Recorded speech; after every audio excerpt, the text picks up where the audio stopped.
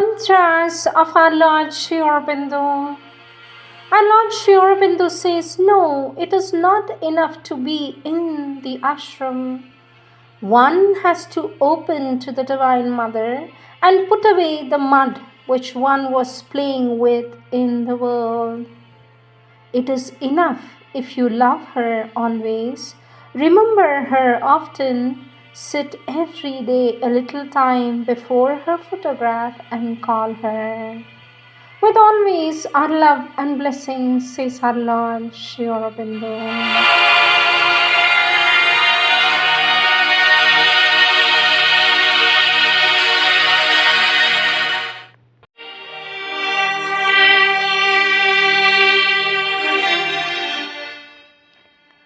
Sri Aurobindo's Savitri, Book 6, The Book of Fate, Canto 1, The Word of Fate, page 424. Led by a distant call, her vague, swift flight threaded the summer morns and sunlit lands. The happy rest her burdened lashes keep, and these charmed guardian lips hold treasured still. Virgin who comest, perfected by joy, reveal the name thy sudden heartbeats learned.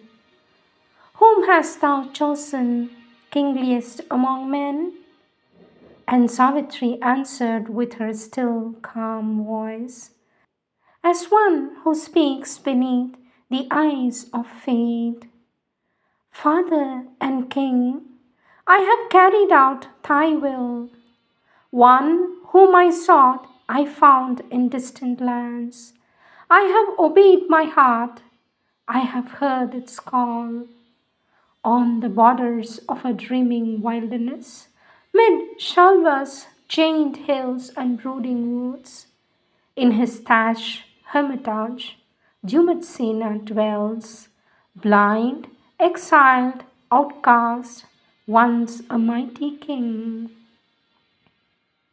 The son of Dumatsena, Satyavan, I have met on the wild forest's lonely verge. My father, I have chosen, this is done. Astonished, all sat silent for a space. Then Ashwapati looked within and saw a heavy shadow float above the name, chased by a sudden and stupendous light. He looked into his daughter's eyes and spoke, well, hast thou done? And I approve thy choice. If this is all, then all is surely well. If there is more, then all can still be well. Whether it seem good or evil to men's eyes, only for good the secret will can work. Our destiny is written in double terms. Through nature's contraries, we draw nearer God. Out of darkness we still grow to light. Death is our road to immortality. Cry, oh, the world's lost voices wail, yet conquers the eternal good at last.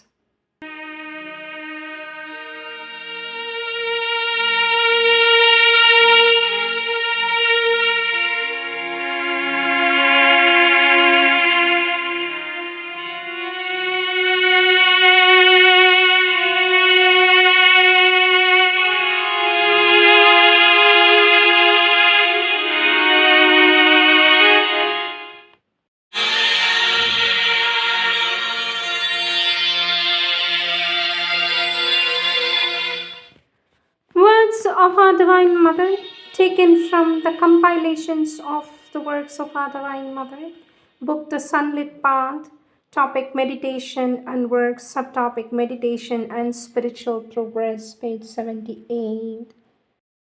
Our Divine Mother says the number of hours spent in meditation is of no proof of spiritual progress.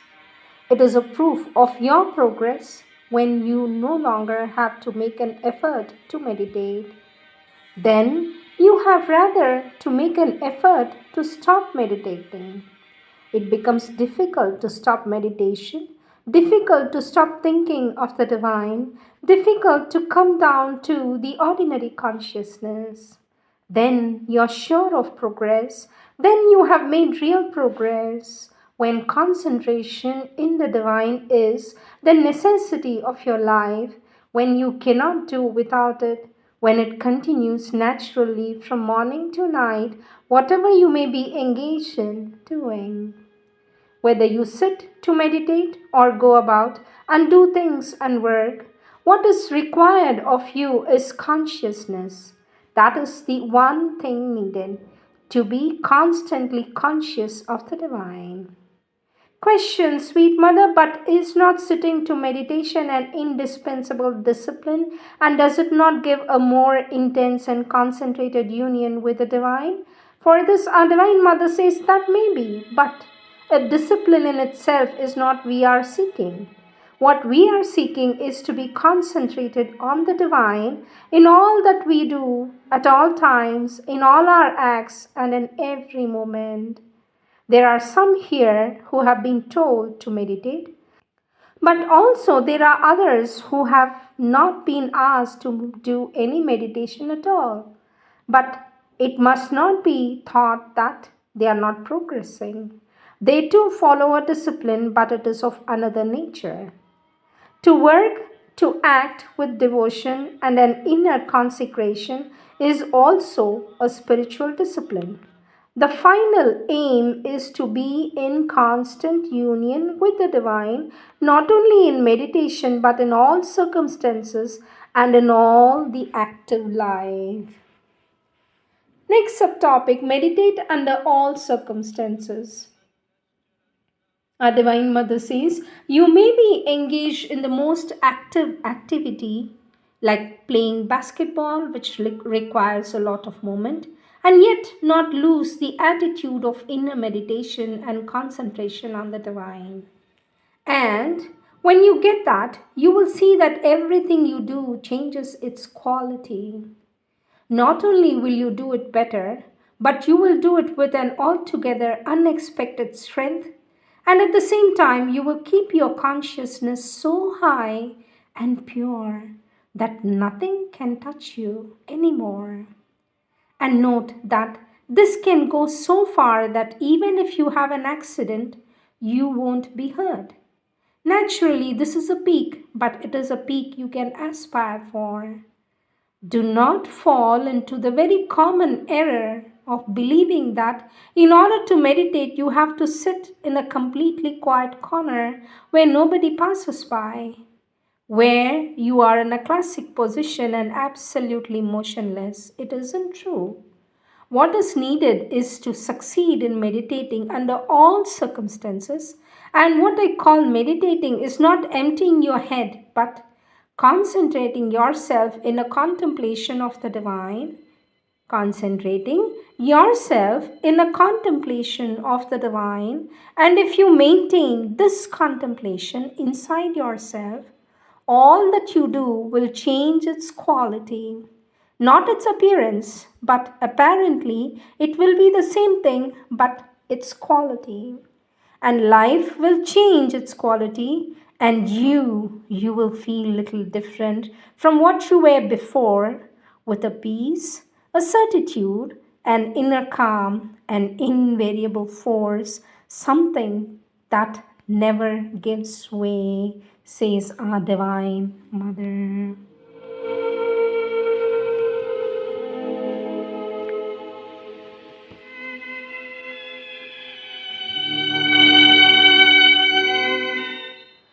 Next subtopic, peace and quiet. Learn to be quiet, page 88. The noise made by all the words, all the ideas in your head is so deafening that it prevents you from hearing the truth when it wants to manifest. to learn to be quiet and silent.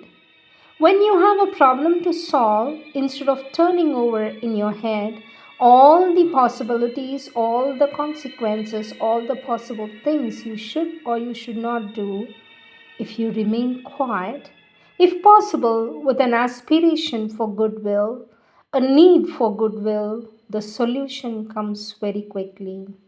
And because you are silent, you are able to hear it. When you are caught in a difficulty, try this method.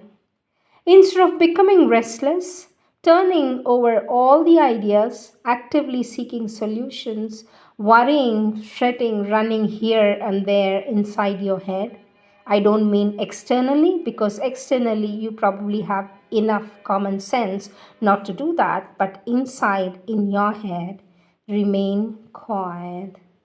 And according to your nature, with order or peace, with intensity or widening, or with all these together, call for the divine light and wait for it to come. In this way, the path will be considerably shortened. Before thee, who hast done so much for us, who hast worked, struggled, suffered, hoped, endured so much. Before thee, who hast willed all, attempted all, prepared, achieved all for us. Before thee, we bow down and implore that we may never forget, even for a moment, all we owe to thee. Next topic, birth into the spirit, subtopic spiritual experience, page 94. Question: Sweet Mother, you speak of spiritual experience. What is an experience and how can one have it?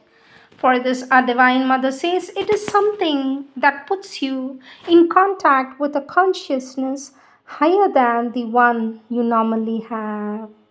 Let me repeat. Our Divine Mother says spiritual experience is something that puts you in contact with a consciousness higher than the one you normally have. You have a certain feeling about yourself. You are not even conscious of it. For you, it is your normal condition, you see. If you suddenly become conscious of something in you that is very different and much higher, then that will be a spiritual experience, whatever it may be. You may formulate it with a mental idea, you may not formulate it, you may explain it or not. It may last or it may not last, it may be instantaneous, but when there is this essential difference in the consciousness, and when, of course, the quality that comes is very much higher and much clearer, much purer than what you normally have, then you may call that a spiritual experience. This means that there are thousands of different things which can be called spiritual experience. Question, sweet mother, should one aspire to have a spiritual experience?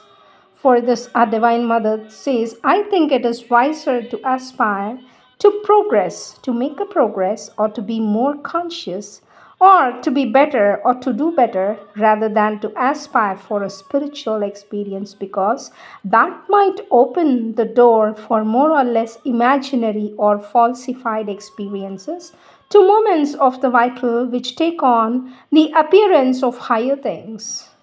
One can deceive oneself by having an aspiration for experiences. Basically, the experience should come spontaneously as a result of inner progress, but not for itself or in itself. Next subtopic, come out of words. Our Divine Mother says the great problem is that you think with words, but these words are empty of meaning. Most of the time, they are merely words. You speak of the divine, you speak of the supreme, you speak of integral yoga, you say many things, but does all that correspond in your mind to something concrete? To a thought, a feeling, a clear idea, or an experience? Or are they just simple words? You have to see the thing, the experience behind the words. Here we speak of integral yoga, but elsewhere one would speak differently. Some would say, I am seeking my purpose in life, and so on. Those who have a religious bent will say, I want to find the divine presence. There are 50 ways of saying the thing, but it is the thing that is important. You must feel it in your mind, in your heart, everywhere. It must be concrete and living. Otherwise, you cannot advance. You have to come out of words and get into action, get into experience, get into life, says our Divine Mother. Next subtopic, live that reality. Our Divine Mother says there is something that is a reality that is beyond all expressions, and one can succeed in contacting it by practicing a discipline. One can identify oneself with it. Once one is identified with it and knows what it is, but one cannot express it because words cannot convey it. Then, if you use one kind of vocabulary, if you have a certain mental conviction, you will use the vocabulary corresponding to that conviction. If you belong to another group which has another way of speaking, you will speak it or even think about it in that way. I'm telling you this to give you the right impression that there is something that cannot be grasped by thought, but which exists. But the name you give it does not matter, it is not important, it exists. Our Divine Mother says the only thing to do is to enter into contact with it, not to give it a name or describe it. In fact, there is hardly any use in giving it a name or describing it. You must try to enter into contact with it, concentrate on it, live that reality, and the name you give it isn't important at all once you have the experience. The experience is all that matters, and when people associate the experience with a particular expression of it, and in such a narrow way, so self enclosed that apart from this formula, one can find nothing, that is a limitation. One must be able to live that reality on all possible paths, on all occasions, under all formations. One must live it because that indeed is true. Because that is supremely good, because that is all powerful, that knows everything. Yes, one can live it, but one cannot speak about it. And if one does speak, all that one says about it is not very important, it's just a way of speaking. What is remarkable is that people who have followed different paths, altogether different mental constructions, from the most faithful to the most unbelieving, even materialists have arrived at that experience. It is same for everyone. But it is true because it is real, because it is the soul reality. And it is simply quiet, and it's simply that. I say nothing more. The way one speaks of it is not important. What is important is to follow the path, your path, whatever path it may be. Yes, to go there. Next subtopic, birth into the spirit. Our Divine Mother says, in the life of the individual, the spirit is what makes all the difference. As long as one speaks of the spirit, and it is merely something one has read about, whose existence one knows about vaguely, but not as a very concrete reality for the consciousness, it means one is not born into the spirit. And when one is born into the spirit, it becomes something far more concrete, far more living, far more real, far more tangible than the whole material world. And that is what makes the essential difference between beings. When that becomes spontaneously real, the true concrete existence, the atmosphere one can freely breathe, then one knows that one has crossed over to the other side. But as long as it is something rather vague and imprecise, one has heard about it, one knows that it exists, but it has no concrete reality. Well, it means that the new birth has not yet taken place, says our Divine Mother.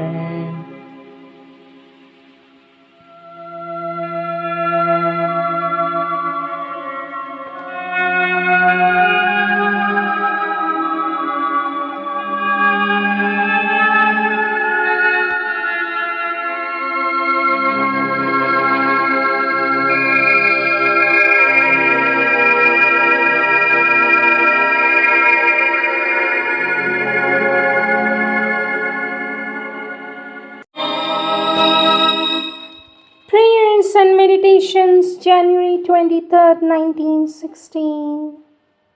O thou divine inhabitant of this gross form, thou seest that it is a mass of limitations. Wilt thou not break all these limitations so that it may participate in thy infinity? Thou seest that it is full of obscurities. Wilt thou not dissolve this darkness with thy resplendent light so that it may participate in thy brightness? Thou seest it burdened with ignorant impurities. Wilt thou not consume all these impurities with thy devouring fire of love, so that the being in its integrality may now become one in all consciousness with thee? Dost thou not find that this somber and sorrowful experience of egoistic separativity has lasted long enough for the earth and humanity? Has not the hour struck in the universe for this phase of development to be replaced by another, dominated by the pure and vast consciousness of thy unity? Unceasingly, at every moment, my invocation rises to thee, and I call thee, Lord. O Lord, to take possession of thy kingdom, illumine it with thy eternal presence, put an end to the cruel error in which it lives, believing itself separate from thee, while in its reality and essence it is thyself. Break down the last resistances, consume the last impurities, blast this being if need be, but let it be transfigured.